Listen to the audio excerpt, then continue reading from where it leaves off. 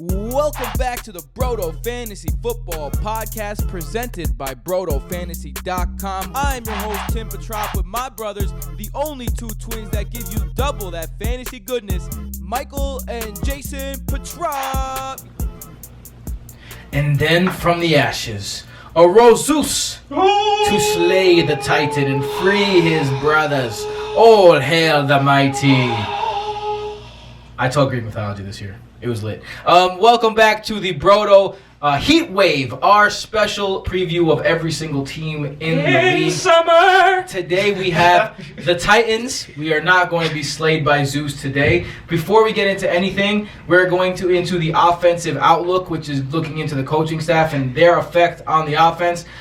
Their head coach is Mike Vrabel, obviously a defensive guy from his years with the Patriots. So let's look at the offensive coordinator. The offensive coordinator, Arthur Smith, promoted from tight end coach when Matt LaFleur took over in Green Bay. Mariota's fifth coordinator in the last 5 years. He's worked with the Titans O-line and or tight end since 2012, so he's been in the building. Let's get started with the quarterbacks. Marcus Mariota, again, 5 coordinators in 5 years. Injured his thumb, and that really affected his play last season. Is this his last chance, or do you see him as a guy who can maybe bounce back? Nope. Marcus Mariota was another guy, Scott Fishbowl, getting late. People were like, yeah, Mariota, good pick. You know why? Because there's a 50-yard rushing bonus for quarterbacks. Guess how many yards rushing per game Marcus Mariota averages in his career? 41.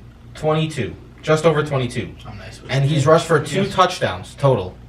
Each 2 touchdowns, 3 of 4 seasons. So we're not talking about... He's not even close to Deshaun Watson rushing.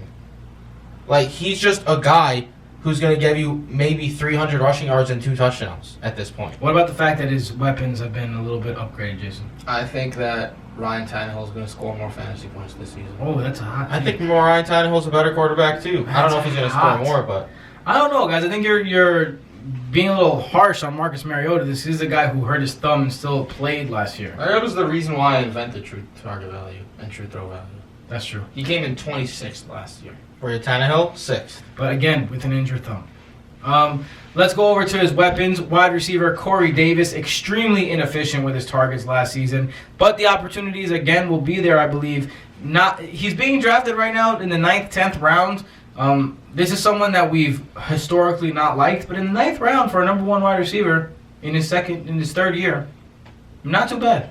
Corey Davis is a poster child of our philosophy of drafting hating players, hating ADP, not players, because we absolutely, if you've listened to us over the past 2 years, you think we hate Corey Davis as a human. Yeah. That's how much we hated him as a fantasy option.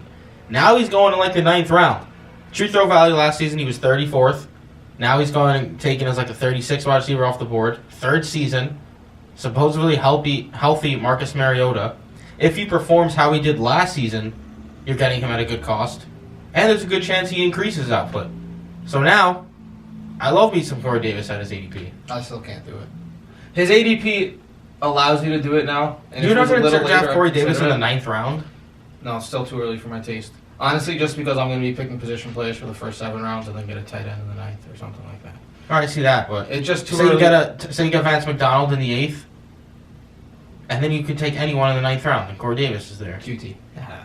He was 19th in targets I'll last bet season. Corey Davis ends better than Corey He was Davis. 19th in targets last season. His true throw value, target That's value was interesting. 34th. Jason, you take that? So that's 15 spots back. What do you mean? QT for Davis. Shane. Hey, we got ourselves a bet. On a deal. I know you have the better odds, but I just don't believe in the Titans' offense. I win these. Best case deals scenario is often. wide receiver 3 for Davis. He's being drafted as Yo, I just hope you win so Michael can stop flexing about how he wins the bets. Adam Humphries is another guy. Mariota has never had a true slot guy, ever. And Adam Humphries got paid. Is there upside fantasy value here? Adam Humphries, I took in the Scott Fishbowl in like the 20th round.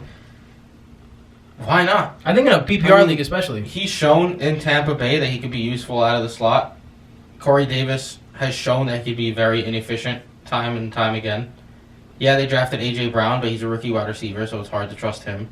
If Adam Humphries becomes the safety blanket, Delanie Walker is not a picture of health by any means.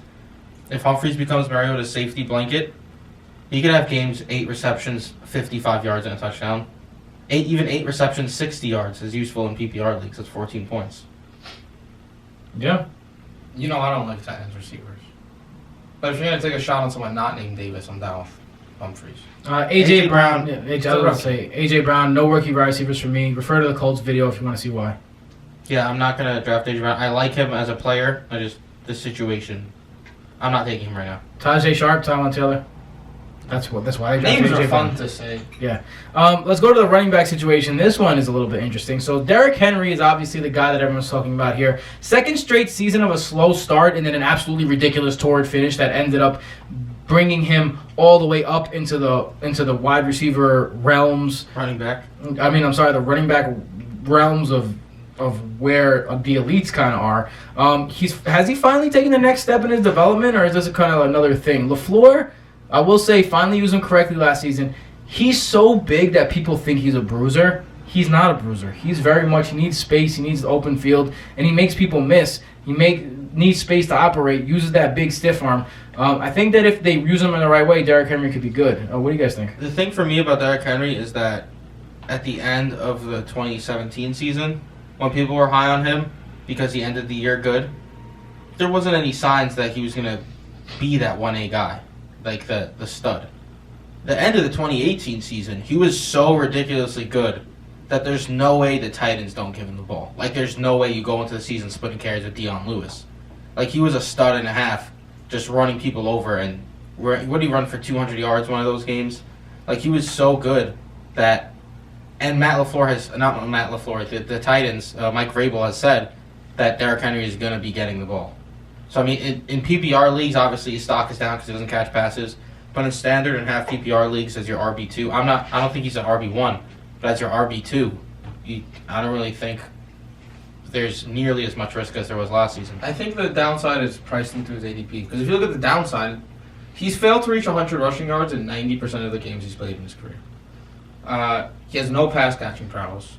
You got to think Dion Lewis is there. He's going to get some run. And if you look at the positives, he was a third-rated PFF back last year. He ranked second in yards per carry after contact. He was elusive according to PFF, third in the league. Very elusive. A lot of people don't realize that Derrick Henry is really like a 5'8" back in a 6'2" back body. 6'3", 250. Yeah, he really is. It's crazy. So you got to weigh those two things together. I think his ADP right now is where it's at. I'd feel comfortable with him in the fourth round. Dion Lewis, you said he's going to get some work. Not enough for yeah, he fell off the face of the earth when he broke out. Henry and Lewis each finished as a running back 3 or higher in the same game just 3 times last year.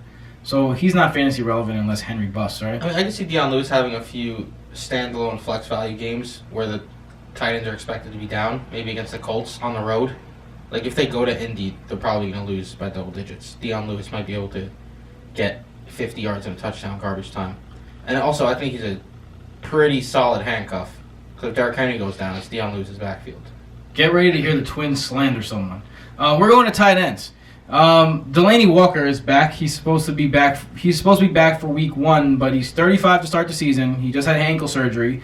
But let's not forget about the stud he was before that. Before he got injured last year, 4 straight seasons when he never had under 800 yards receiving. During those 4 seasons, he averaged 113 targets, 74 catches, and 6 TDs per season. He was a beast, lightly used in his early career, so maybe he is more likely to come back from this injury now. Will have to beat the odds, though, to come back. His average draft price is tight end 11, so although you're drafting him to be a starter, you're not, killing your draft boards because of that. Jason, Delanie Walker, how do you feel about him this year? Why'd you say we're going to slander someone? Because you guys... I'm not a Delanie. It's maybe because we're talking about dying on hills. Yeah. Delanie Walker's a guy I'm dying on a hill not to own. I'm not drafting a 34-year-old tight end who just missed the season. 35. With Mariota throwing him passes. Delanie Walker, he's a great player. He blossoms late, so he's like a young 35. If he makes me eat my words, so be it. I'm not drafting Delanie Walker. I'm not taking that chance. The guys going around him are like Vance McDonald. Like, that's the guy you definitely want. No, he's going behind those guys a bit. But, yeah, definitely Njoku McDonald over Delanie Walker. Is another guy. Burton. Mentioning Burton. He's a very good value right now. Yeah, I agree. I love too. myself some Trey Burton. Jonnu Smith, super athlete. He's being drafted ahead of Trey Burton right now. Oh, that's crazy. It's absurd. Yeah, I'd much rather have Burton. In between Hawkinson and Walker, I'd rather have him over It's Hawkinson. not Hawkinson. I'd rather have Walker or Hawkins. Hawkins is the 12th Yeah. tight end right now. That's a little nuts. Wow. Delanie Walker His life. is injury prone. So let's get into the one injury away. I think Jonnu Smith is the one injury away, but it's not He just hasn't done anything. Delanie Walker. Yeah, but it was his second year last year. And if you look at the tight end production, he produced. He had opportunities, and you were just talking about Marcus Mariota and how much of a hindrance that is. He had a guy who had a broken thumb last year. Now, Delanie Walker, he's hurt. So is Jonnu Smith. He needs to come back, but if he comes back, I think it'll be all right. I got the same guy. I don't want anyone on the Titans though. I mean, Dion Lewis also is a candidate Yeah, for this. Dion Lewis is Any my pass guy. catchers. Yeah. Dion Lewis. Yeah, so that's it. That's the Tennessee. AFC South is wrapped up, and so is the AFC. To find us, you could find us at. Broto Fantasy. You're supposed to say your handle. You said us at Mike_Petrop. Jason Petrop. At Tim Petrop on all social media outlets, but only if you're feeling real frisky. BrotoFantasy.com, Patreon.com/BrotoFantasy, Twitter.com/BrotoFantasy, Instagram. YouTube.com/BrotoFantasy, Instagram.com/BrotoFantasy, YourMomsHouse.com/BrotoFantasy. Psych. We'll see you tomorrow with the That one's rough, NFC. kid. Later.